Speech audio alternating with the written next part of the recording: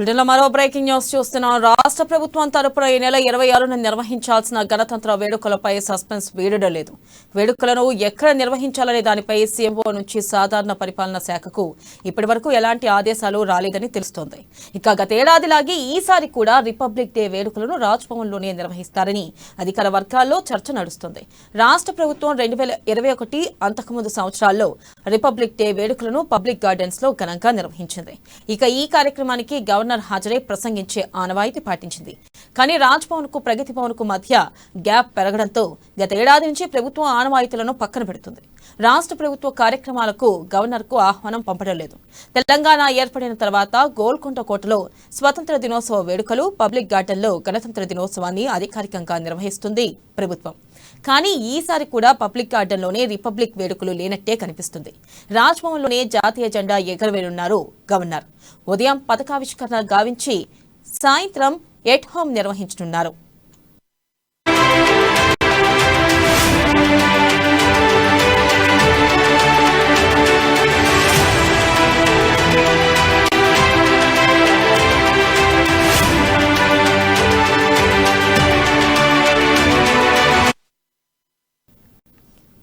Breaking news చూస్తున్నాం. రాష్ట్ర ప్రభుత్వం తరపున ఈ నెల 26న నిర్వహించాల్సిన గణతంత్ర వేడుకలపై సస్పెన్స్ వీడడం లేదు.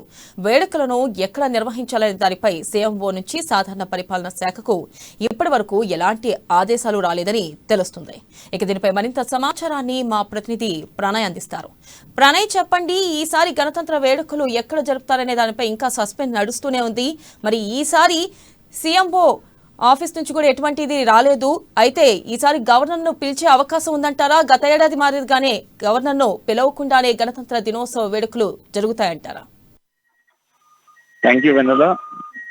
ఇప్పటికీ గణతంత్ర దినోత్సవ వేడుకలకు సంబంధించి తెలంగాణ రాష్ట్ర ప్రభుత్వం నుంచి ఎటువంటి ఇన్ఫర్మేషన్ అయితే బయటికి రావట్లేదని చెప్పుకోవాలి. సీఎంఓ ఇప్పటికే ప్రకటించాల్సినటువంటి గణతంత్ర వేడుకలకు సంబంధించి ఇప్పటికీ ఎటువంటి రెస్పాన్స్ అయితే రావట్లేదంటూ తెలుస్తోంది. సాధారణ పరిపాలన శాఖకు ఇప్పటి వరకు కూడా గణతంత్ర దినోత్సవ వేడుకలకు సంబంధించిన ఎటువంటి సమాచారం లేదు అంటూ కూడా అధికారులు చెప్తా ఉన్నారు. ఇప్పటికే గణతంత్ర దినోత్సవ వేడుకలకు సంబంధించి ప్రతి సంవత్సరం ఇటు మనకు చూసుకుంటే పబ్లిక్ గార్డెన్స్ లో నిర్వహించాలి. అయితే తెలంగాణ ఏర్పాటు తర్వాత స్వాతంత్ర దినోత్సవ వేడుకల్ని ఇక్కడ గోల్కొండలో నిర్వహిస్తూ అదేవిధంగా గణతంత్ర దినోత్సవ వేడుకలను చూసుకున్నప్పటికీ కూడా మనకు పబ్లిక్ గార్డెన్ లో నిర్వహించాల్సినటువంటి పరిస్థితులు అయితే ఉండేది. అయితే ఈ నేపథ్యంలోనే గడిచిన కొద్ది రోజుల నుంచి చూసుకుంటే ప్రగతి భవన్ కి కావచ్చు, అదేవిధంగా మనం చూసుకుంటే రాజ్భవన్ కి ఇద్దరికి కూడా గ్యాప్ పెరిగిన విషయం మనందరికీ తెలిసిందే.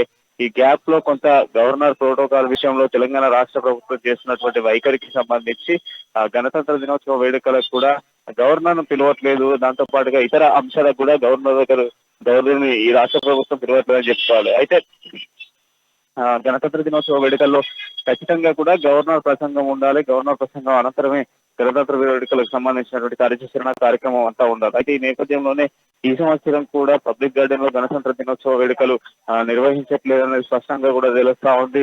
ఇప్పటికే 2 రోజుల సమయం ఉన్న నేపథ్యంలో కూడా ఇప్పటి వరకు గణతంత్ర దినోత్సవ వేడుకలకు సంబంధించి ఎటువంటి రెస్పాన్స్ ఈ ప్రభుత్వం నుంచి రావట్లేకపోవడంతో ఇప్పటికీ గవర్నర్ కూడా నిర్ణయం తీసుకోవడం జరిగింది. ఈసారి కూడా రాజ్భవన్ లో గణతంత్ర దినోత్సవ వేడుకలు నిర్వహించేందుకు పూర్తి స్థాయి ఏర్పాట్లను కూడా సిద్ధం చేయడం జరిగింది.